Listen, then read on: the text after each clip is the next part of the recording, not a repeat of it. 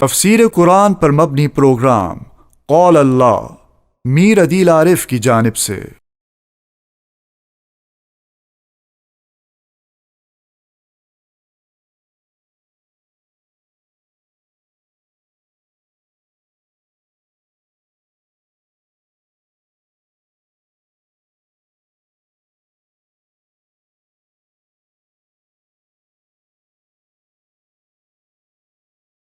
بسم اللہ الرحمن الرحیم۔ پروگرام قال اللہ میں آج ہم انشاءاللہ سورہ حجر کا دوسرا رکوع ترجمے اور تفسیر کے ساتھ پڑھیں گے۔ سب سے پہلے دوسرے رکوع کا لفظی ترجمہ اور اس کے بعد اس کی مختصر جیسی تفصیل اور تشریح آپ حضرات کے سامنے بیان کی جائے گی۔ اعوذ باللہ من الشیطان الرجیم، بسم اللہ الرحمن الرحیم۔ وَلَقَدْ جَعَلْنَا فِي السَّمَاءِ، اور بالتحقیق ہم نے بنایا فضا میں بروج کو، وَزَيَّنَّاهَا، اور ہم نے اسے مزین کیا، للناظرین، دیکھنے والوں کے لیے،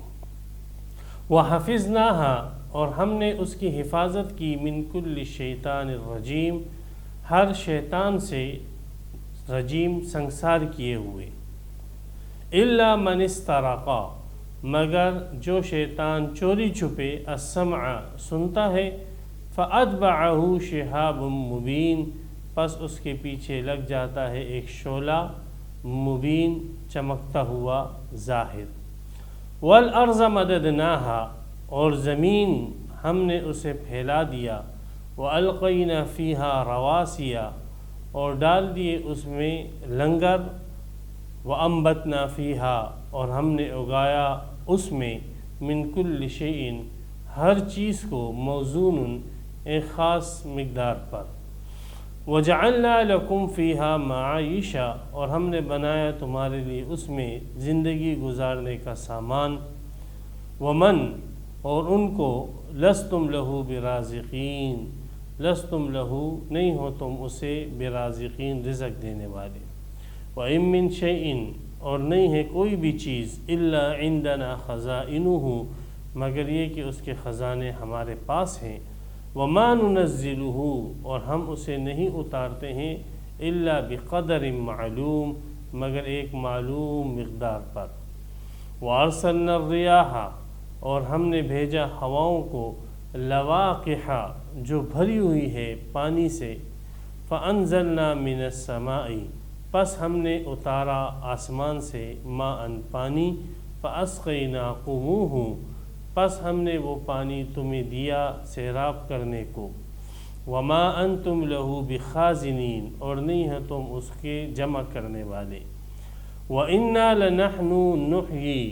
اور ہم ہی ہیں زندہ کرنے والے، وَنُمِيتُ، اور موت دینے والے، وَنَحْنُ الْوَارِثُونَ، اور ہم ہی وارث ہیں، وَلَقَدْ عَلِمْنَا الْمُسْتَقْدِمِينَ، اور بالتحقیق ہم جانتے ہیں آگے بڑھنے والوں کو، منکم، تم میں سے، وَلَقَدْ عَلِمْنَا الْمُسْتَأْخِرِينَ، اور ہم جانتے ہیں پیچھے ہٹنے والوں کو تم میں سے، پیچھے والوں کو بھی جانتے ہیں تم میں سے، وَإِنَّ رَبَّكَ هُوَ يَحْشُرُهُمْ، اور بے شک تیرا رب ان کو جمع کرے گا، إِنَّهُ حَكِيمٌ عَلِيمٌ، بے شک وہ حکمت والا، علم والا ہے۔ سورہ حجر کے اس دوسرے رکوع میں اللہ سبحانہ و تعالیٰ کے وجود پر اور اس کی توحید پر اور اس کی صفات پر،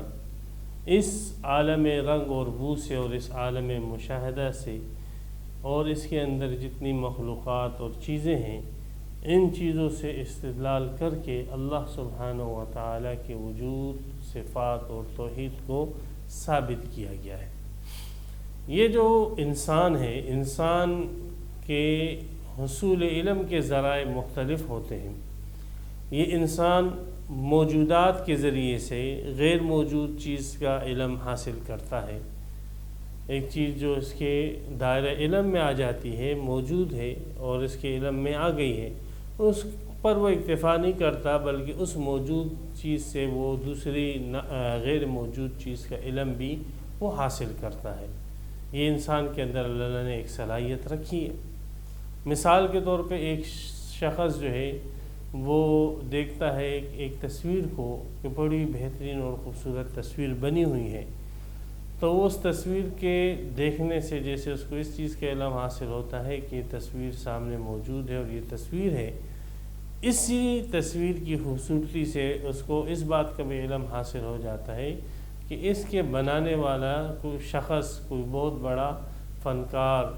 کوئی بہت بڑا آرٹ کا ماہر، تصویر بنانے کا ماہر تھا، کہ اس نے بہت خوبصورت اور اچھی تصویر بنائی ہے۔ اور کوئی شخص اگر ایک تعمیر دیکھتا ہے، ایک عمارت دیکھتا ہے اور بڑی بہترین اور اچھی عمارت، تو وہ اس موجود چیز سے اس چیز کا بھی علم حاصل کرتا ہے کہ اس عمارت کے بنانے والا جو کاریگر ہے اور جو انجینئر ہے اور جو لوگ اس تعمیر کے بنانے کے اندر لگے تھے اور جو اس کے نقشہ بنانے والے تھے، وہ بڑے ماہر اور بڑے جو ہے سمجھدار اور زیرک اور دانا لوگ ہیں۔ یہ وہ نتائج ہیں جو نتائج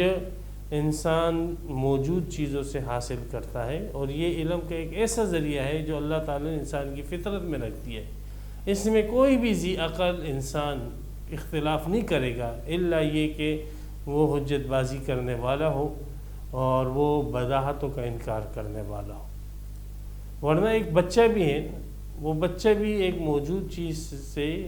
ناموجود چیز کا علم حاصل کرتا ہے۔ ایک معصوم بچہ ہے، تو وہ ایک معصوم بچہ جو ہے وہ ایک موجود چیز کو دیکھتا ہے، اور وہ اس نے ایک کھلونا ایک جگہ رکھا ہوتا ہے جہاں پر اس کی جگہ ہے۔ جب وہ اس کھلونے کو اس جگہ پہ نہیں پاتا، دوسری جگہ پاتا ہے، تو اس کا یہ سوال یہ ہوتا ہے کہ میرا کھلونا یہاں سے اٹھا کر یہاں پر کس نے رکھا ہے؟ ایک بچہ ہے، 4 سال کا 5 سال کا بچہ ہے، لیکن وہ بھی یہ سمجھتا ہے کہ اس عمل کے پیچھے لازماً کوئی نہ کوئی جو ہے کرنے والا ہے، اور پھر اس کے ذہنی ارتقاء جتنا ہوتا ہے اور ذہنی شعور اور ترقی جتنی ہوتی ہے، اتنا پھر اس کے علم کے اندر اور اس کے موجودات سے حاصل کردہ علم میں اتنی ہی زیادہ اس کی ترقیاں ہوتی ہیں۔ اب بچے کا علم تو صرف اتنا ہی محدود رہتا ہے کہ وہ سمجھتا ہے کہ اس کام کے لیے کوئی کرنے والا ہے، لیکن ایک بالغ اور باشعور شخص جو ہے وہ یہ سمجھتا ہے اس کے ساتھ ساتھ کہ یہ چیز اگر فلاں جگہ پڑی ہوتی تو خراب ہونے کا اندیشہ تھا، یہ چیز اگر فلاں جگہ پڑی ہوتی تو اندیشہ تھا کہ کوئی اس کو توڑ دے گا، کوئی جانور، کوئی چوہا، کوئی بلی جو ہے اس کو خراب کر دے گا، تو اس سے بچانے کے لیے جو ہے کسی شخص نے اس کو محفوظ جگہ پہ رکھا ہے۔ یہ ایک باشعور شخص کا علم ہے جو اس بچے کے علم سے آگے ہے۔ اسی طرح جتنا عقل کے اندر اور تجربے کے اندر اور شعور میں ترقی ہوتی ہے، اتنا ہی انسان موجودات سے غیر موجودہ چیزوں کا جو علم حاصل کرتا ہے اس میں بھی ترقی ہوتی ہے۔ اب ایک تصویر کو اگر ایک عام شخص دیکھتا ہے تو وہ صرف اس کی ظاہری خوبصورتی کی دیکھتا ہے، لیکن اگر ایک آرٹ کا ماہر اور ایک فنکار وہ اس تصویر کو دیکھتا ہے اور وہ اس کی باریکیوں کو بھی دیکھتا ہے، اور جب وہ اس کی باریکیوں کا مشاہدہ کرتا ہے تو وہ کہتا ہے کہ واقعی اس تصویر کو جس شخص نے بنایا ہے وہ بہت ہی بڑا جو ہے فنکار ہے اور اس فن کا بہت بڑا ماہر ہے۔ وہ باریکیاں جو باریکیاں اس کو نظر آ رہی ہوتی ہیں وہ اس سے مخفی ہوتی ہیں، اور اس باریکیوں کو جاننے کے بعد وہ پھر اس بنانے والے کی مہارت کو جانتا ہے۔ جیسے کیا نام ہے، احرام مصر ہو گئے، یا جو ہے ہندوستان کے اندر یہ تاج محل وغیرہ اس قسم کی جو تعمیرات ہیں، اب ہم تو ان تعمیرات کو دیکھتے ہیں تو وہاں بھئی بہت اچھی خوبصورت ہے، لیکن ایک انجینئر جو اب ان چیزوں کو دیکھتا ہے اور ایک اس فن کا متعلقہ شخص، تعمیرات کے ساتھ متعلقہ شخص جب ان جو ہے تعمیرات کو دیکھتا ہے تو وہ اس کی باریکیوں کو دیکھ کر اور اس تعمیرات کی باریکیوں کو دیکھ کر اس کے بنانے والے کی مہارت اور اس کے علم اور اس کی حکمت کا قائل ہوتا ہے۔ تو یہ ایک ایسا علم ہے کہ جو انسان کی فطرت میں رکھا گیا اور جو بالکل بدیہی علم ہے، موجودات کے ذریعے سے غیر موجودہ چیز کا علم حاصل کرنا۔ پھر جتنا ذہنی ارتقاء ہوگا اور تجربے میں وسعت ہوگی، اور جتنا جو ہے اس کے اندر فراخی ہوگی اور جتنا اس فن کے اندر مہارت ہوگی، اتنا وہ غیر موجودہ چیز کا جو علم حاصل ہوگا اس کے اندر اتنی ہی وسعت ہوگی اور اتنی ہی کشادگی ہوگی۔ تو اللہ تبارک و تعالیٰ نے اس کائنات کے اس نظام کو رکھا، یہ فلکیات کا نظام اللہ نے رکھا، زمین کا نظام اللہ نے رکھا، مویشیوں کا نظام، یہ سارے نظامات اللہ نے رکھے ہیں، اور انسانوں کو دعوت دی کہ آؤ ان نظاموں کے اندر غور کرو۔ سب سے پہلے تو اس نظام کی جو بناوٹ ہے اور اس کی سند ہے اور اس کا جو چلن ہے، تو اس نظاموں کے اندر یہ اگر کوئی شخص غور کرے گا تو ہر فعل کے لیے کوئی فاعل تو لازماً ہوتا ہے، تو اس سے اتنا تو پتہ لگ جاتا ہے کہ اس کے بنانے والا کوئی ہے، کوئی کریئیٹر اس کا ہے، کوئی ہے جو جس نے اس نظام کو بنایا۔ پھر جب اس نظام کی باریکیوں کو دیکھتا ہے تو پھر وہ سمجھ جاتا ہے کہ بنانے والا جو بھی ہے وہ بڑے علم والا اور بڑے حکمت والا اور بڑی دانائی والا اور بڑی سمجھ والا ہے کہ اس نے اتنی باریکیوں سے جو ہے اس اپنے علم کے مطابق ان چیزوں کو بنایا اور تخلیق دی۔ تو یہ ایک ایسا علم ہے کہ جو علم جو ہے انسان بالکل مخلوقات کے وجود سے حاصل کر سکتا ہے اور مشاہدے کا علم ہے۔ لیکن افسوس کی بات یہ ہے کہ جو لوگ جتنا بھی مشاہدے کے اندر آگے بڑھ رہے ہیں اور جتنا ان کے اوپر مخلوق کی باریکیاں واضح ہو رہی ہیں، تو بجائے اس کے کہ وہ اس کے کریئیٹر اور خالق کے علم اور اس کی صنعت اور اس کے دانائی اور اس کے قدرت کے قائل ہوں، بجائے اس کے قائل ہونے کے کہ انہوں نے خدا کے وجود کا اور فاعل کے وجود کا ہی انکار کر دیا اور کریئیٹر کے وجود کا انکار کر دیا۔ اور بعض تو ایسے بیوقوف اور بدبخت ہیں کہ انہوں نے اس چیزوں کے وجود کو منسوب کر دیا ایک ذرات کی طرف، ایٹم کی طرف، کہا یہ سب کچھ ایک ایٹم کرتا ہے، ایک جرثومہ کرتا ہے، اور یہ ساری چیزیں جو ہے ایک جرثومہ کر رہی ہے، ایک ایٹم کر رہا ہے، بس یہ ایک چیز ہے، ایک نظام ہے، ایٹم کر رہا ہے، یہ سب چیزیں۔ حالانکہ دیکھیں، مادہ جب بھی کوئی چیز کرتا ہے، مادہ کوئی بھی ایٹم کوئی بھی عمل کرتا ہے تو وہ عمل اپنی طاقت کے مطابق کرتا ہے۔ کوئی بھی مادہ ہو، کوئی بھی ایٹم ہو، کوئی بھی ذرہ ہو، تو وہ جو عمل کرتا ہے وہ عمل اپنی طاقت کے مطابق کرتا ہے، نہ کہ ضرورت کے مطابق کرتا ہے۔ آگ ہے، اب آگ جلاتی ہے اور جتنی اس کی طاقت ہوتی ہے اتنی چیزوں کو وہ جلاتی ہے، اور جو ہے پانی ہے، اس کی صفت ڈبانے کی ہے، تو جتنی اس کی طاقت ہوتی ہے وہ چیزوں کو ڈباتی ہے، غرق کرتی ہے۔ یہ جو چیزیں ہیں مادے، یہ عمل کرتے ہیں لیکن اپنی طاقت کے مطابق عمل کرتے ہیں، یہ ضرورت کے مطابق عمل نہیں کرتے ہیں۔ ایک دانا اور حکیم شخص، سمجھدار آدمی، وہ ان چیزوں کو ضرورت کے مطابق استعمال کرتا ہے، وہ ان چیزوں کو ضرورت کے مطابق ان کو خرچ کرتا ہے۔ آگ اتنی جلاتا ہے کہ جس سے جو ہے وہ مقصد حاصل ہو جائے، کھانا پک جائے، چائے پک جائے، گوشت پک جائے، روٹی پک جائے۔ پانی وہ اتنا جمع کرتا ہے کہ جو اس کی ضرورتوں کو پورا کرنے والا۔ کبھی بھی کوئی بھی آئٹم جو ہے اور کوئی بھی مادہ وہ اس کے مطابق عمل نہیں کرتا، ضرورت کے مطابق عمل نہیں کرتا، بلکہ اس کا جو عمل ہوتا ہے وہ اپنی طاقت کے مطابق ہوتا ہے۔ ہم اس نظام کائنات کے اس نظام کو دیکھ رہے ہیں تو اللہ تبارک و تعالی نے جہاں پر ان چیزوں کو پیدا کیا ہے تو وہاں پر پھر ہم دیکھ رہے ہیں ان کی فراہمی بھی ایک ضرورت کے حساب سے ہو رہی ہے، جیسے اس آیت میں آگے آنے والی، ان کی فراہمی بھی مخلوق کو ایک حساب سے ہو رہی ہے، ایک لمٹ سے ہو رہی ہے، کوئی ان لمٹ کام نہیں ہے۔ تو اگر یہ چیزیں کرنے والی مادہ ہوتی تو پھر یہ ایک لمٹ کے اندر یہ نظام نہیں چل رہا ہوتا۔ اس نظام کا ایک لمٹ کے اندر چلنا، ایک مقدار کے اندر چلنا، ایک وزن کے ساتھ، ایک مناسبت کے ساتھ چلنا، یہ اس بات کی بین دلیل ہے کہ کوئی ذات ایسی حکیم ہے، جو دانا ہے، جو ان طاقتوں کو جو ہے ضرورت کے مطابق، جتنی انسان کی ضرورت ہے اس کے مطابق ان طاقتوں کو استعمال کر رہی ہے، اور وہ ذات اللہ سبحانہ و تعالیٰ کے علاوہ اور کوئی بھی نہیں ہے۔ تو ان کائناتی مشاہدوں سے اللہ تبارک و تعالیٰ نے انسانیت کو متوجہ کیا کہا یہ سب اللہ تعالیٰ کے وجود کی دلیلیں ہیں، اس میں آپ غور کرو، نتائج خود آپ جو ہے خود بخود آپ کو حاصل ہوگے، اس لیے کہ علم کا یہ حصول کا ذریعہ آپ کے اندر اللہ نے رکھ دیا ہے، آپ ان میں غور تو کرو۔ سب سے پہلے اللہ نے فلکیات کو پیش کیا، فرمایا وَلَقَدْ جَعَلْنَا فِي السَّمَاءِ بُرُوجًا، اور ہم نے بنایا فی السماء، سما کا اطلاق آسمان پر بھی ہوتا ہے جو ایک جسم ہے، ایک جرم ہے، 7 آسمان ہیں،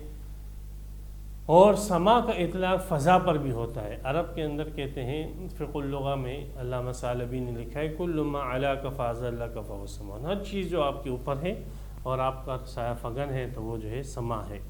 تو اس لیے اس فضا کے اوپر بھی سما کا اطلاق ہوتا ہے۔ تو یہاں پر سما سے مراد فضا ہے۔ اللہ فرماتے ہیں ہم اس فضا کے اندر بروج بنائے۔ بروج برج سے ماخوذ ہے، برج کہتے ہیں ظاہر اور باہر چیز کو، اسی سے ولا تبرجوا تبرج الجاہلیت الاولی، آگے سورہ احزاب کی آیت یہ ہے کہ بن ٹھن کے اپنے زیب و زینت کو جو ہے ظاہر مت کرو، جیسے جاہل عورتیں جو ہے وہ اپنی زیب و زینت کو ظاہر کرتی ہیں۔ تو برج کے اپنے معنی تو ظہور کی، اس کا مصداق کیا ہے؟ تو بعض رات نے اس کا مصداق جو ہے یہ چاند، سورج، ستارے اور ان کے راستوں کو بتلایا ہے۔ جیسے فلکیات، قدیم فلکیات کے اندر 12 برج بتلائے جاتے تھے، تفسیر خازن کے اندر ان کو یہاں پر ذکر کیا گیا ہے کہ 12 برج ہے، ہوت ہے، ثور ہے، اسد ہے، سنبلہ ہے، تو اس قسم کے 12 برج وہ بناتے ہیں اور اس میں بتاتے ہیں کہ سورج اور چاند اس کے اندر حرکت کر رہے ہوتے ہیں، اور پھر اس کے حساب سے وہ بتاتے ہیں کہ وہی کب جو ہے بارش ہوگی، موسم کیسا ہوگا اور کیسا نہیں ہوگا، اور اسی برج کے حساب سے جو ہے یہ نجومی حضرات وہ لوگ بعض مستقبل کی باتیں بتانے کی جسارت کرتے ہیں، جو کہ دعویٰ ہے علم غیب کا اور کفر ہے۔ تو بعض رات میں برج سے مراد یہاں پر وہ ان سیارات کے راستے مراد لیے ہیں، جیسے قدیم فلکیات کے اندر 12 راستے ہیں۔ بروج دوسرے معنی برج کے قلعے کے آتے ہیں، قلعہ جیسے ہوتا تھا، قلعہ حفاظت کے لیے جو قلعے بنائے جاتے تھے پہلے زمانے میں، تو اس کا اطلاق قلعوں کے اوپر بھی ہوتا ہے۔ قلعہ جو ہے جیسے 5ویں سپارے کے اندر بھی ہے اینما تکونوا یدرککم الموت ولو کنتم فی بروج مشیدہ، موت تمہیں پکڑ لے گی اگرچہ تم مضبوط قلعوں کے اندر اپنے آپ کو محفوظ کیوں نہ کر لو، لیکن موت آ کے رہے گی۔ تو بعض حضرات نے سیاروں کے راستے مراد لیے ہیں، اور بعض حضرات نے اس سے قلعے مراد لیے ہیں کہ آسمان میں ہم نے قلعے بنائے ہیں۔ اب اس کی حقیقت کیا ہے یہ تو اللہ ہی جانتا ہے کہ ان کی قلعوں کی حقیقت کیا ہے، اور یا جو ہے سائنسدان وہاں تک پہنچے تو اس کی وضاحت وہ کر سکے گی کہ وہ قلعے کیسے ہیں۔ اکثر مفسرین نے یہاں پر بروج کا مصداق جو ہے وہ ستارے بتلا ہے، ستارے، سیارے، اور اس کے اوپر دلیل آیت کا آخری حصہ بتلایا وَزَيَّنَّا، کہ اس کو اللہ نے زیب و زینت قرار دیا۔ تو قرآن مجید میں جگہ جگہ ستاروں کو اور سیاروں کو اللہ تعالیٰ نے زیب و زینت قرار دیا، تو وہ فرماتے اس سے پتہ لگ رہا ہے کہ بروج سے مراد ستارے اور سیارے ہیں جو آسمان پہ ہمیں چمکتے ہوئے نظر آتے ہیں۔ تو بہرحال بروج جو ہے اللہ تعالیٰ نے فرمایا کہ ہم نے اس فضا کے اندر بہت سارے ستارے بنائے ہیں، جیسے مشہور جمہور کا قول ہے سیارے ستارے بنائے ہیں، یا ان کے راستے بنائے ہیں، یا ہم نے محل اور قلعے بنائے ہیں۔ تو ٹھیک ہے، اس کے مصداق 3 ہیں، اس لیے ہم نے بروج کا ترجمہ ہی نہیں کیا، ہم نے بروج کے معنی ہی بروج کے ساتھ کیے ہیں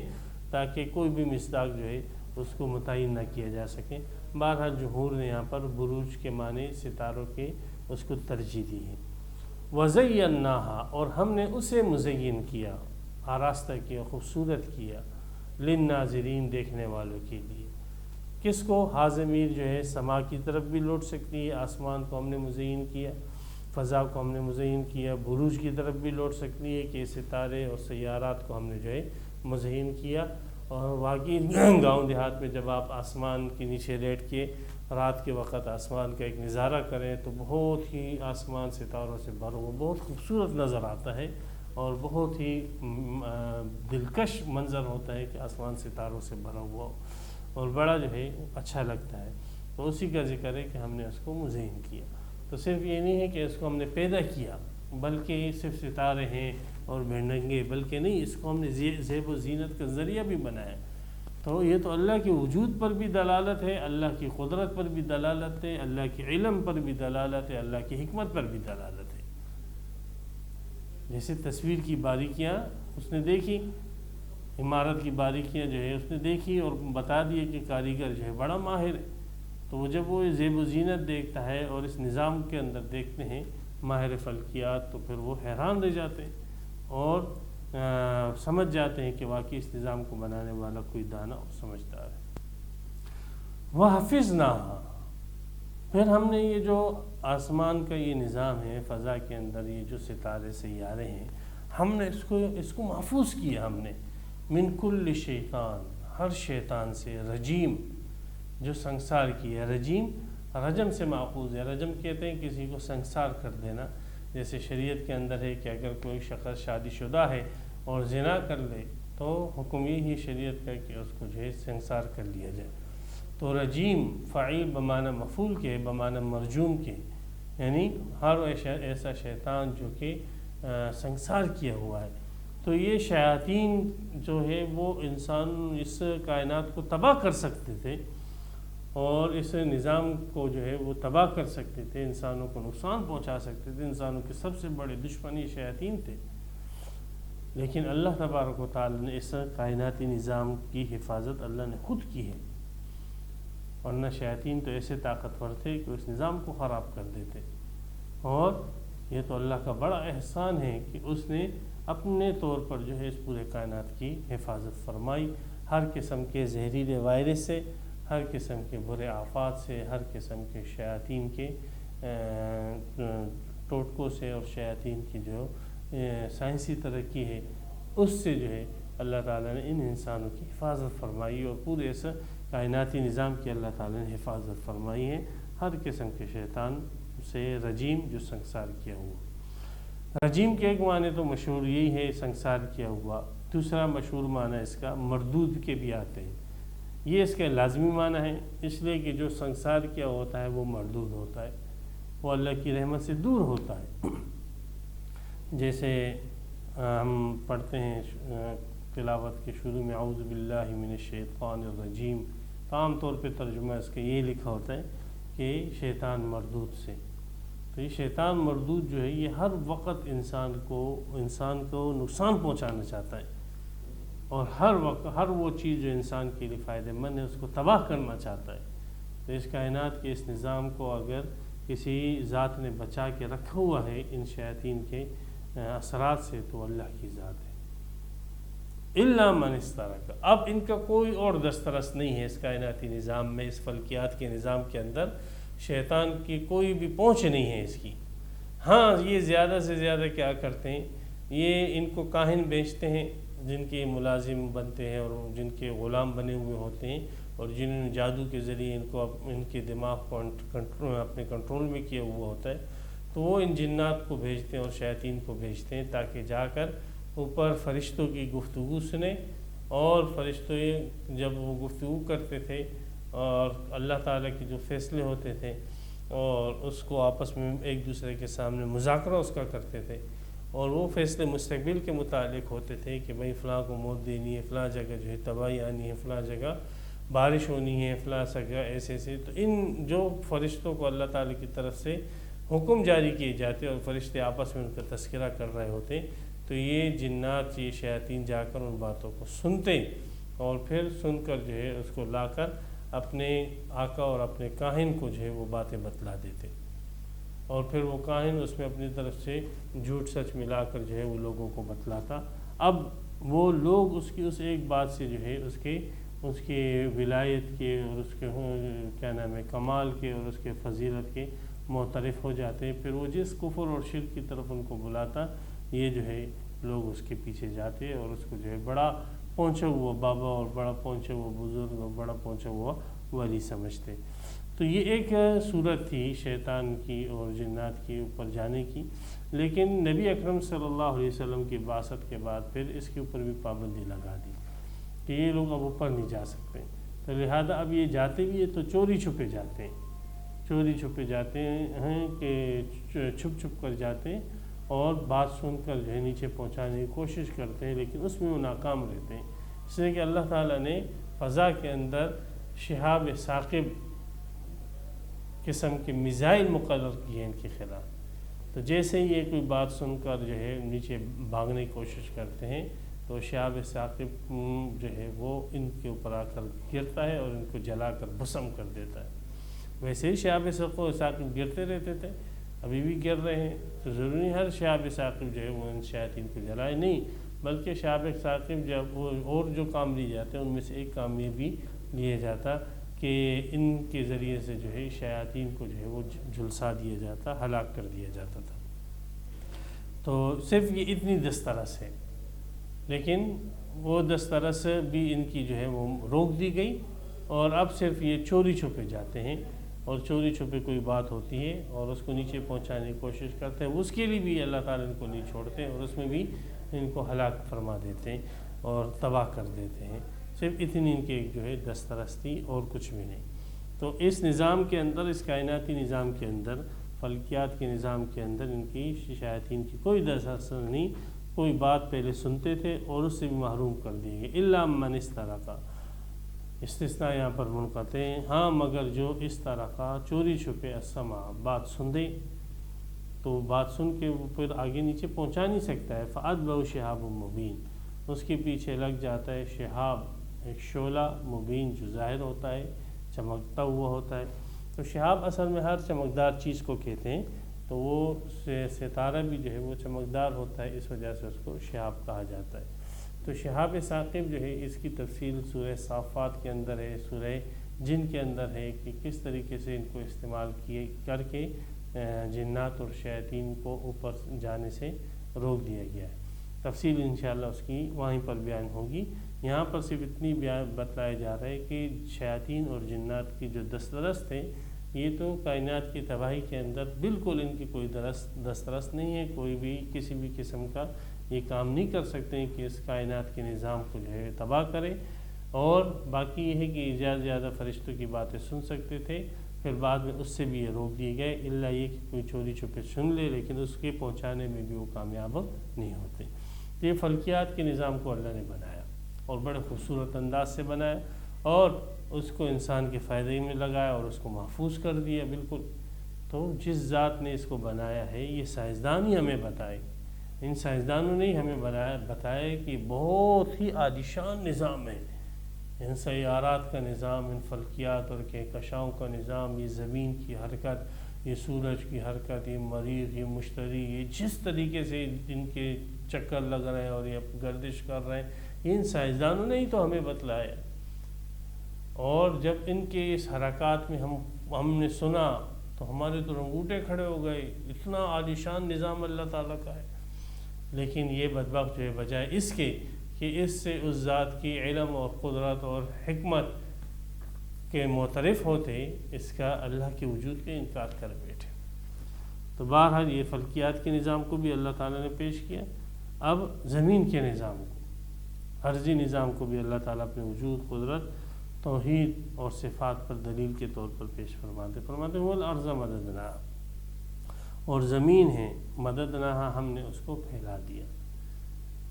زمین کو پھیلا دیا، اس سے بعض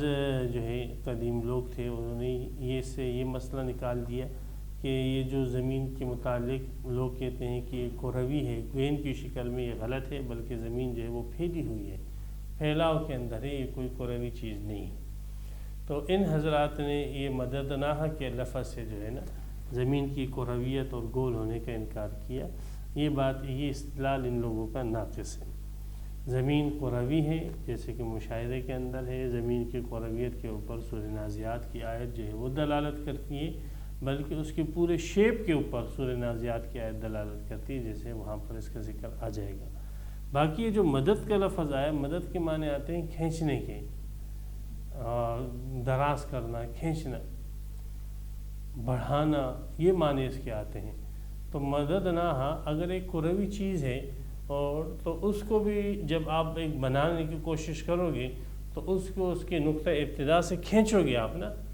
آپ ایک کوئی گیند بنانا چاہتے ہو تو جہاں سے اس کی شروعات ہے تو آپ شروعات سے اس کو کھینچو گے اور پھر کھینچ کر جو ہے گیند کی شیپ اور شکل بنے گی نا. تو کروی چیز میں بھی کھینچنا تو پایا جاتا ہے. تو مدد نہ کے لفظی جو معنی کھینچنے کے معنی آتے ہیں،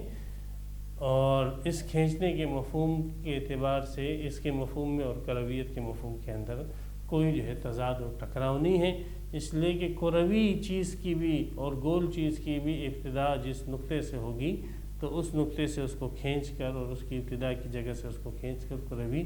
شیپ اور شکل دی جائے گی. اور اگر ہم مددنا کے معنی ایسی کر لیں جیسے حضرات کرتے ہیں، پھیلاؤ کے معنی کر لیں، تو پھر زمین کو جو پھیلا ہوا بتلایا ہے کہ ہم نے زمین کو پھیلا دیا، تو ظاہر نظر کے اعتبار سے، ظاہر کے اعتبار سے تو آپ چلتے جاؤ تو زمین آپ کو پھیلی ہوئی نظر آئے گی، ہر طرف پھیلی ہوئی نظر آئے زمین. آپ دیکھو یہ تو جب آپ زمین سے باہر نکل جاتے ہیں تب آپ کو اس کی کرویت نظر آتی ہے، لیکن آپ چلتے جائیں، گاڑی میں سفر کرتے جائیں تو آپ کو زمین گول نظر تھوڑی آئے گی، زمین تو آپ کو جو ہے پھیلی ہوئی نظر آئے گی. تو زمین کو جو پھیلا ہوا بتلایا گیا یہ اس کے ظاہری مشاہدے کے اعتبار سے پھیلا ہوا بتلایا گیا ہے، عوام کے اعتبار سے، ظاہر بین کے اعتبار سے پھیلا ہوا بتلایا گیا ہے، اور ظاہر کے اعتبار سے پھیلی ہوئی ہے. جیسے پہاڑ ہیں، بڑے اونچے لمبے پہاڑ ہوتے ہیں، اب وہ اونچے پہاڑوں کے اندر بڑے بڑے میدان ہوتے ہیں، کھیت ہوتے ہیں، اور وہ اس میں پھیلاؤ ہوتا ہے. لیکن کیا یہ پھیلاؤ ان پہاڑوں کے اونچے اور بلند ہونے کے منافی ہے؟ نہیں، پہاڑ اونچے ہیں، بلند ہیں، لیکن اس میں جو ہے کیا نام ہے وہ اتنے اونچے اور بلند ہوتے ہیں کہ اس میں جو پھیلاؤ ہوتا ہے تو وہ پھیلاؤ جو ہے وہ ظاہر کے اعتبار سے ہوتا ہے. ورنہ اگر آپ ان پہاڑوں کو نیچے سے دیکھیں تو آپ کو پھر وہ پہاڑ اونچے نظر آئے گے، لیکن جب آپ اس پہاڑ پہ چڑھ جاؤ گے اور اس میں بڑے میدان کے اندر آپ دیکھو گے تو آپ کو ہر طرف جو ہے وہ پھیلا ہوا نظر آئے گا، حالانکہ وہ پہاڑ پھیلا ہوا نہیں ہے. تو جو یہ کہا کہ زمین پھیلی ہوئی ہے تو وہ زمین پہ جو لوگ آباد ہیں ان کے اعتبار سے پھیلی ہوئی ہے، اور جو زمین کروی ہے وہ حقیقت میں ہے، اور وہ ان لوگوں کے اعتبار سے جو کہ زمین سے باہر آؤٹ ہو جاتے ہیں اور پھر وہ زمین کو دیکھتے ہیں تو ان کو کروی نظر آتی ہے. تو بہرحال اس لفظ سے ان کا یہ استدلال باطل. وَأَلْقَيْنَا فِيهَا رَوَاسِيَ، اور ہم نے زمین میں رواسی اصل میں کہتے ہیں لنگروں کو، جو جہاز کے لنگر ہوتے ہیں، تاکہ وہ جہاز جو ہے وہ خشکی پہ جب پہنچتا ہے تو لنگر ڈال دیے جاتے ہیں تاکہ وہ ڈانو ڈول نہ ہو، حرکتیں نہ کرے اور پانی میں بہہ کر دور نہ چلا جائے. تو اللہ تعالیٰ نے پہاڑوں کو تعبیر کیا لنگر کے ساتھ. اب اس کی حکمت تو اللہ ہی جانتا ہے، لیکن سورہ لقمان میں اور سورہ نحل وغیرہ میں ہے کہ ان تمید بکم، تاکہ تمہیں یہ ہم نے لنگر ڈال دیے زمین پہ، یہ پہاڑ ہم نے ڈال دیے،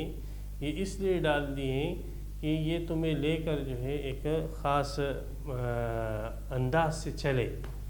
مادہ یمیدو کے ایک معنی آتے ہیں گھومنے کے، چکر لگانے کے، تو گھومنے کے معنی آتے ہیں. تو یہ گھومے تمہیں لے کر ایک مناسب انداز سے جو ہے گھومے، اس کے گھومنے میں اعتدال ہو، یوں ڈانو ڈول ہو کر جو ہے نہ گھومے کہ تمہیں جو ہے کبھی دائیں طرف گر رہے کبھی بائیں طرف گر رہے. جیسے سمندر میں جب بھونچال آ جاتا ہے تو وہ کشتی میں بیٹھے ہوئے لوگ کبھی دائیں طرف گر رہے تھے کبھی بائیں طرف. تو تمہیں اس بھونچالوں سے بچانے کے لیے اللہ تبارک و تعالیٰ نے زمین پر پہاڑ نصب کر دی. اب دیکھیں اللہ تعالیٰ نے کیسے تمہاری جو ہے آبادی کے لیے یہ اسباب فراہم کی، زمین دی، اس کا پھیلاؤ تمہیں دیا، ہر جگہ ایسے پہاڑ نہیں، زمین پھیلی ہوئی ہے،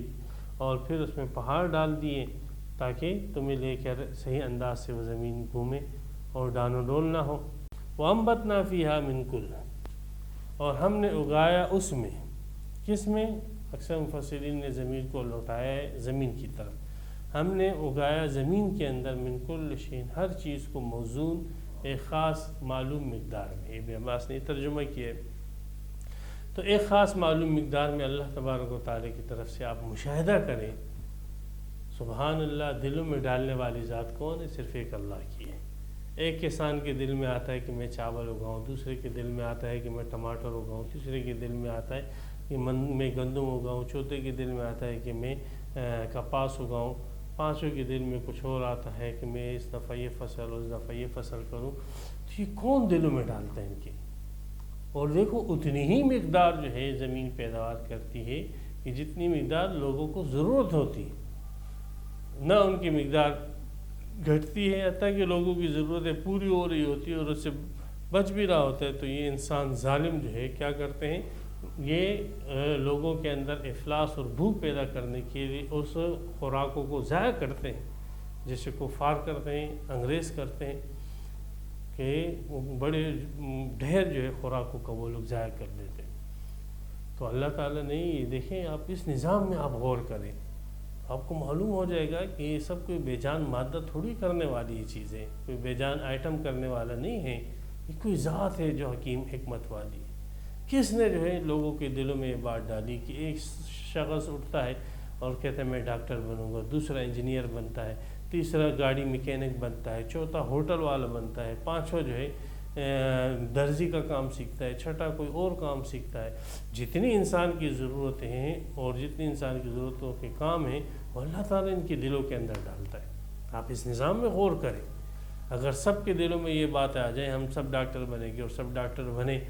اور تو مجھے بتاؤ تو باقی دوسری ضرورتیں کون؟ کیسے اللہ نے نظام رکھا ہے؟ یہ جمعدار اور بھنگی جو ہے ان کے دلوں میں کس نے ڈالا کہ تم بھنگی کا کام کریں؟ کوئی انسان بھنگی بننا چاہتا ہے، لیکن یہ اللہ نے نظام بنایا۔ اگر اللہ تعالیٰ کے دلوں میں نہ ڈالتے تو مجھے بتاؤ کہ کیا نام ہے، کتنی بڑی ضرورت جو ہے انسانوں کی اس دور کے حساب سے کیا وہ کہاں سے پوری کی جاتی؟ یہ کچرا اٹھانے والے لوگ، یہ گندگی صاف کرنے والے لوگ، ان کے دلوں کے اندر یہ باتیں کس نے ڈالی ہے؟ یہ صرف ڈالنے والی ذات ایک اللہ ہے۔ ایک خاص مقدار سے چیزیں تیار ہو رہی ہیں،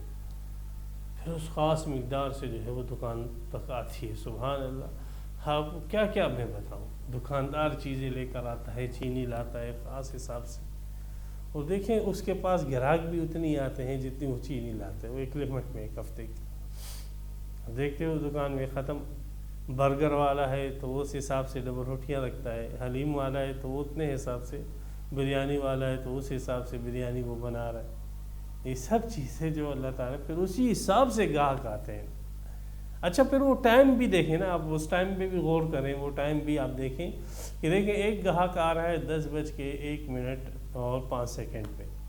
دوسرا آ رہا ہے جو ہے 10:02 پہ، تیسرا آ رہا ہے 10:10 پہ۔ یعنی جتنے لوگوں کے دلوں میں اللہ تعالیٰ ان چیزوں کے خریدنے کی اور طلب کی چاہت جو ہے اللہ تعالیٰ پیدا فرما رہے ہیں، تو وہ یہ بھی نہیں ہے کہ سب کے دلوں میں یہ 10 بجے سب کے دلوں میں یہ چاہت ڈال دی بھائی ہمیں بریانی کھانی ہے، اور پورے جو ہے علاقے کے لوگ ایک دم سے جمع ہو گئے اور بھائی ہمیں بریانی کھلاؤ۔ نہیں، آپ دیکھو گے بھائی ایک جا رہا ہے دوسرا آ رہا ہے، ایک جا رہا ہے دوسرا آ رہا ہے، دکان پہ بھی آپ دیکھو ایک جا رہا ہے دوسرا آ رہا ہے، وہ سلسلہ چل رہا ہے۔ آپ گلیوں میں دیکھو، آپ روڈوں میں گاڑیوں پہ غور کرو، سبحان اللہ کیا کیا چیز ہے، کون ہے جو ذات ہے ان نظام کو چلانے والا؟ آپ اس میں اور زیادہ غور کرو، آپ پر اللہ کی حکمت کھلے گی، اور واقعی کھلے گا کہ کوئی ذات ہے جو ان کو چلا رہی ہے۔ کس نے جو ہے ایک آدمی آئے ناشتہ اٹھانے کے لیے، اس کے دل میں ابھی پیدا ہوئی یہ سوچ، اس کے دل میں تھوڑی دیر کے بعد پیدا ہوئی، اس نے بھی ناشتہ لیا، پھر وہ جا رہے دکاندار کے بعد دوسرا کھڑا ہوا ہے، اس نے ناشتہ لیا، پھر تیسرا کھڑا ہوا، اس نے ناشتہ لیا۔ اچھی اس کے اندر آپ کو اللہ کی توحید ہے، پھر وہ ناشتے کی اتنی ہی چیزیں لا رہے جتنے اس کے پاس گاہک ہے، اور اسی لمٹ کے اندر وہ چلتا ہے۔ تو بہرحال ان چیزوں میں آپ غور کریں، اس میں انسان غور کریں کہ ہم نے اگایا فیہا اس زمین میں من کل شیء ہر چیز کو موزون ایک معلوم مقدار پہ، اور بعض مفسرین نے فیہا ضمیر کو لوٹائے رواسیہ پہاڑوں کی طرف، اور اس کا ترجمہ یہ کیا کہ ہم نے ان پہاڑوں میں اگایا، پیدا کیا من کل شیء موزون ہر وزن والی چیز، ہر وزن والی چیز جو ہے جیسے تانبا ہو گیا، لوہا ہو گیا، اور کیا نام ہے گیس ہو گئی۔ اچھا اس کے لیے اللہ نے انبات کا لفظ، انبات کہتے اگانے کو، تو گویا کہ وہ یہاں ان پہاڑوں کے اندر ان دھاتوں کی پیداوار ہو رہی ہے، ایسے نہیں کہ پڑے ہوئے ہیں بس ختم ہو جائے گا، نہیں، یہ ان کی پیداوار ہوتی جا رہی ہے۔ اس کے اندر بھی سائنسدانوں کو تحقیق کرنی چاہیے اور معلوم کرنا چاہیے کہ یہ پیداوار جو ہے، یہ جو معدنیات ہیں ان کی پیداواروں میں اضافہ ہوتا جا رہا ہے، یہ کیا ہے، کہ اس کا طریقہ کار کیا ہے۔ جو دھاتیں ہیں اللہ تعالیٰ نے فرمایا کہ ان دھاتوں کو ہم نے اگایا اس کے اندر، پہاڑوں کے اندر، ہر وزن والی چیز جس کا وزن کیا جا سکے۔ تو انبتنا فیہا من کل شیء موزون کا دوسرا ترجمہ یہ کیا گیا ہے کہ ہم نے ان پہاڑوں کے اندر ہر قابل وزن چیز کو اگایا۔ وَجَعَلْنَا لَكُمْ فِيهَا مَعَيْشَةً، اور ہم نے بنایا تمہارے لیے، تم انسانوں کے لیے، فیہا اس زمین کے اندر، معاشہ، معیشت کی جمع ہے، معیشت اردو میں بھی استعمال ہوتا ہے، زندگی گزارنے کے جو سامان ہیں، اسباب ہیں، تو ہم نے تمہارے لیے زندگی گزارنے کے سامان اور اسباب زمین پہ مہیا فرما دیے۔ لکڑی ہم نے آپ کو دے دیے، لوہا ہم نے آپ کو دے دیا، پانی ہم نے دے دیا آپ کو، گیس ہم نے دے دیا آپ کو، اور جتنی بھی ضرورت کی چیزیں ہیں، گھر ہیں، وہ ہم نے آپ کو دے دی، بلکہ سہولت کی چیزیں بھی آپ کو دے دی، صرف زندگی گزارنے کی نہیں، سہولت کی، اچھے انداز سے زندگی، سہولت کے ساتھ زندگی گزارنے کی چیز یہ اللہ تعالیٰ نے ہمیں دی۔ تو ہم نے بنائی تمہارے لیے فیہا اس زمین کے اندر معاشہ زندگی گزارنے کے اسباب، ومن، اور ہم نے تمہارے لیے جیسے سامان اسباب بنایا، ومن، اور ہم نے تمہارے لیے بنایا زمین میں ان لوگوں کو بھی، لستم لہ برازقین، جن کو تم رزق نہیں دینے والے۔ یعنی اس سے مراد جو ہے مفسرین فرماتے اہل و عیال ہے، بچے ہیں، خادم ہیں، ملازمین ہیں، غلام ہیں، اور اسی طرح جانور اور چوپائے ہیں، گھوڑے وغیرہ، گدھے، جو بکریاں وغیرہ۔ تو اللہ تعالیٰ نے فرمایا ہم نے تمہارے زندگی گزارنے کے اسباب بھی تمہیں دیے ہیں، اور ومن، اور افراد بھی تمہیں دیے ہیں، بنائے تمہارے لیے ایسے افراد بھی، ایسے لوگ بھی تمہیں دیے ہیں۔ بظاہر تو یہ کہ تم ان کو رزق دے رہے ہو، لیکن تم اس کو رزق دینے والے نہیں ہو۔ ان کو یہ سمجھتے ہم ان کو تنخواہ دے رہے ہیں، ہم اپنی بیوی کو، بچوں کو کھانا کھلا رہے ہیں، نہیں، ان کا رازق بھی اللہ ہے۔ جیسے تمہارا رازق اللہ ہے، ایسے تمہارے بال بچوں کا رازق بھی اللہ ہے۔ ہر ایک شخص کا تم کو ایک ذریعہ بنا ہے، ایک سبب اللہ نے تمہیں بنایا ہے۔ اور یہ بھی مشاہدے کی بات ہے، ایک آدمی کی تنخواہ جو ہے وہ 10,000 ہوتی ہے، جب شادی کر لیتا ہے تو اس میں 15,000 ہو جاتی ہے، اور جب وہ بال بچے ہوتے ہیں تو اس کی آمدنی میں اور اضافہ ہو جاتا ہے۔ مشاہدے کی بات ہے بھائی، یہ کیسے اضافہ ہو رہا ہے، کون ہے اضافہ کرنے والے، کون ہے ضرورتیں پوری کرنے والی، صرف ایک اللہ کی ذات ہے۔ تو ہم نے تمہارے لیے زمین کے اندر جیسے سامان بنائے ہیں زندگی گزارنے کے، ومن، اور تمہارے ہم نے وہ افراد بھی مہیا کی ہیں، اور تم ان کو رزق دینے والے نہیں ہیں، ہم ہیں رزق دینے والے، اللہ ہی رزاق ہے۔ ان اللہ هو الرزاق، صرف اللہ ہی رزاق، صرف اللہ ہی رزق دینے والا ہے، اللہ کے علاوہ اور کوئی بھی رزق نہیں۔ تیرا کھاواں تیرے میں گیت گاواں اے میرے اللہ، یہ کہو، یہ نہ کہنا کبھی تیرے کھاواں تیرا میں گیت گاواں یا رسول، تو شرکیہ ہے، کھاتے ہم اللہ کا ہے، رزق دینے والا صرف ایک اللہ ہے۔ یہ تو مشرکوں کی صدا ہے، تیرا کھاواں تیرے میں گیت گاواں اے میرے اللہ، تیری توحید میں کیوں نہ پھیلاواں اے میرے اللہ۔ گویوں کے پیچھے مت جاؤ، قوالوں کے پیچھے مت جاؤ، ایمان کے چور اور ڈاکو ہیں آپ، رزاق صرف اور صرف اللہ ہے۔ تو ہم نے تمہیں سامان زیست بھی دیا ہے، زندگی گزارنے کا سامان بھی، ومن، اور تمہیں ایسے افراد بھی دیے ہیں، لستم لہ برازقین، تم نہیں ہو ان کو رزق دینے والے۔ دوسرا معنی اس کا یہ بھی کیا گیا ہے، من کا عطف جو ہے لکم کے محل پر ہے، کہ ہم نے تمہارے لیے بھی سامان زیست دیا ہے، اور ومن، اور ان افراد کے لیے بھی ہم نے زندگی گزارنے کا سامان دیا ہے، لستم لہ برازقین، تم نہیں ہو ان کو رزق دینے والے۔ یعنی جیسے تمہیں سامان زیست دیا ہے، ایسے ان افراد کو بھی دیا ہے جو تمہارے ماتحت ہیں، اور جو تمہارے انڈر ہیں ان کو بھی ہم نے دیا ہے، اور جو تمہارے انڈر نہیں ہیں، جس کو تم رزق نہیں دے رہے ہو، جو دوسرے ہیں جنگلات کے اندر بیٹھے ہوئے کہیں اور، تو ان کو بھی ہم نے سامان زیست دیا ہے۔ تمہیں بھی ہم نے زندگی گزارنے کا سامان دیا ہے، اور ان کو بھی سامان زیست دیا ہے، زندگی گزارنے کا سامان، جن کو آپ رزق نہیں دے رہے ہو، اور جن کے خوراک کا انتظام آپ نہیں کرتے ہو۔ تو ایسی صورت میں من سے مراد عموماً عام طور پہ مفسرین نے وہ حیوانات لیے ہیں اور جو جانور لیے ہیں جو کہ دریاؤں کے اندر ہیں، مچھلیاں اور جنگلات کے اندر ہر قسم کے حیوانات وغیرہ، تو اللہ تعالیٰ فرماتے ان کو بھی ہم نے سامان عزیز دیا ہے، ان کی زندگی گزارنے کے جو سامان ہے۔ آپ شیر کو دیکھو، ہر دن اس کو تازہ گوشت چاہیے ہوتا ہے، اس کو تازہ گوشت دینے والا کون ہے؟ ایک اللہ ہے۔ مچھلیاں ہیں، اس کی خوراک آپ دیکھو، تو ان کی خوراکات میں اگر آپ دیکھو ان کی جو سامان زیست ہے، زندگی گزارنے کا سامان، وہ اللہ ہی ان کو فراہم کرتا ہے۔ وَإِن مِّن شَيْءٍ إِلَّا عِندَنَا خَزَائِنُهُ، اور نہیں ہے کوئی بھی چیز مگر یہ کہ ہمارے پاس اس کے خزانے ہیں۔ صاحب مدارک میں لکھا ہے، تفسیر مدارک میں علامہ نصفی رحمۃ اللہ علیہ نے، کہ اس کا یہ مطلب نہیں کہ کہیں پر جو ہے گودام ہے اور اس گودام کے اندر جو ہے ہر چیز کا ڈھیر اور خزانے لگے ہوئے ہیں، بلکہ یہ استعارہ اور تمثیل ہے کہ جیسے ایک چیز ہوتی ہے گودام کے اندر موجود ہے اور وہ آپ کی دسترس میں ہے، اور آپ جب بھی اس کی ضرورت ہوتی ہے آپ گودام سے نکال کر اس کو لوگوں کو فراہم کر دیتے ہو۔ تو جس سہولت کے ساتھ گودام کے اندر پڑی ہوئی چیز آپ لوگوں کو فراہم کر دیتے ہو، تو یاد رکھیں کہ اللہ تبارک و تعالیٰ بھی اس سے زیادہ سہولت سے ایک چیز کو عدم سے نکال کر وجود عطا فرما دیتے ہیں، آسانی سے۔ جو بھی چیز اللہ کے علم میں ہے کہ مخلوق کو دینی ہے، تو اللہ تبارک و تعالیٰ اسے فرماتے کن فیکون، وہ چیز وجود میں آ جاتی ہے۔ تو اللہ کے پاس خزانے ہونے کا مطلب یہ ہے کہ اللہ تعالیٰ جب جس چیز کو چاہے،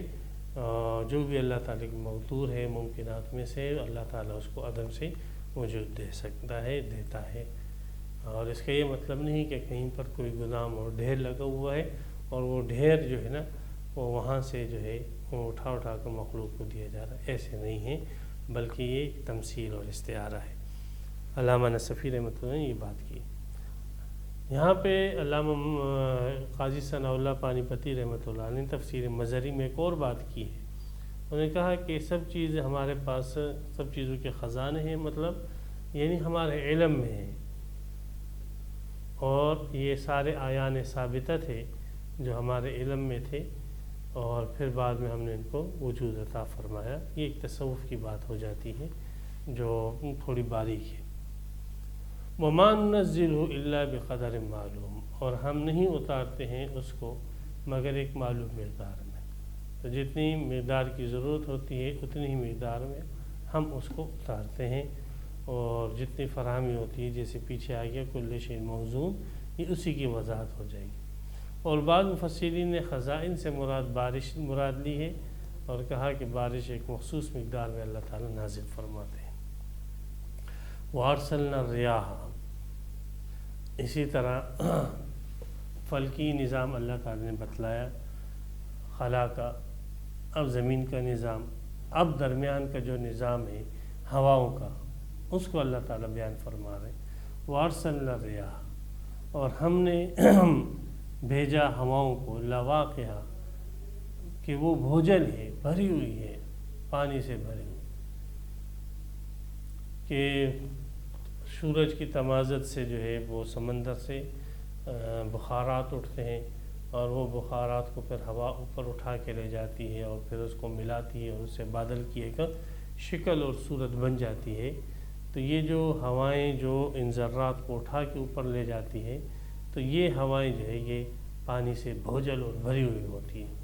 تو ان ہواؤں کا ذکر ہے، اور یہ بخارات اور بھاپ کے اٹھنے کا ذکر ہے کہ کیسے اللہ تعالیٰ بھاپ اور بخارات کو سمندروں سے اٹھا کر ایک بادل کی شکل عطا فرماتے ہیں۔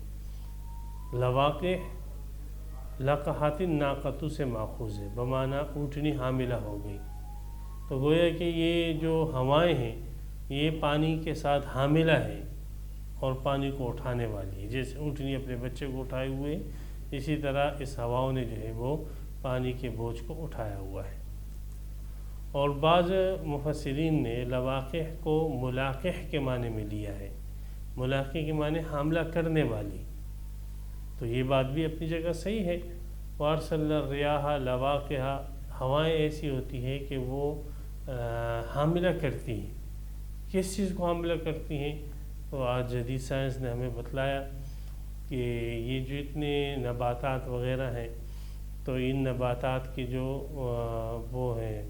ذرات ہیں، جو نرینہ ذرات ہوتے ہیں، تو یہ ہوائیں ان ذرات کو اٹھاتی ہے اور ان کو اپنے محل تک پہنچاتی ہے، اور جس سے وہ نباتات اگتی ہے۔ تو یہ ہواؤں کا ایک نظام ہے جو ان نباتات کو حاملہ کرتا ہے۔ تو یہ جدید سائنس نے بتلایا، اور اللہ تعالیٰ نے اس کو اپنی ایک وجود اور حکمت اور دلیل کے طور پر پیش کیا۔ تو لواقع یا تو خود حاملہ بھوجل ہو یا بھوجل کرنے والی اور حاملہ کرنے والی ہوا۔ فَأَنزَلْنَا مِنَ السَّمَاءِ مَاءً، یہ اگلا جملہ پہلے معنی کی جو ہے وہ ترجیح دیتا ہے کہ بھوجل ہوائیں، پانی سے بھری ہوئی ہوائیں، پس جب وہ بادل کی شکل اختیار کر لیتی پس ہم اتارتے ہیں من السماء۔ یہاں سما سے مراد بادل ہے، اس لیے کہ میں نے بتایا نا کہ سما ہر اس چیز کو کہا جاتا ہے جو اوپر ہے، تو سما کا اطلاق بادل پر بھی ہوتا ہے۔ ہم نے اتارا من السماء، آسمان سے مطلب بادلوں سے، ماء پانی، فاسقیناکم۔ قاضی ثناء اللہ پانی پتی رحمۃ اللہ علیہ تفسیر مظہری میں لکھا ہے کہ اسقا باب افعال سے متعدی آتا ہے، اور سقا یسقی لازم سے بھی آتا ہے۔ تو سقی تو زیدن کا مطلب یہ ہوگا کہ میں نے زید کو پانی پلا کر سیراب کر دیا، اور اسقی تو زیدن کا مطلب یہ ہوگا کہ میں نے زید کو پانی دیا تاکہ وہ لوگوں کو اور زمین وغیرہ کو سیراب کرے۔ تو اسقا کے معنی کہ پانی دیا سیراب کرنے کے لیے، اور سقیتو کے معنی ہے کہ میں نے اس کو پانی پلا کر سیراب کر دیا۔ تو یہاں پر اللہ نے سقیتو نہیں فرمایا بلکہ اسقیناکم، یعنی اس کا یہ ترجمہ پھر صحیح نہیں ہوگا کہ اس مفہوم کے اعتبار سے کہ ہم نے تمہیں پانی کے ساتھ سیراب کر دیا، بلکہ اس کا مطلب یہ ہے جیسے صاحب کشاف علامہ زمخشری نے بھی یہ معنی لکھا ہے کہ جعلنا لکم ماء سقیا،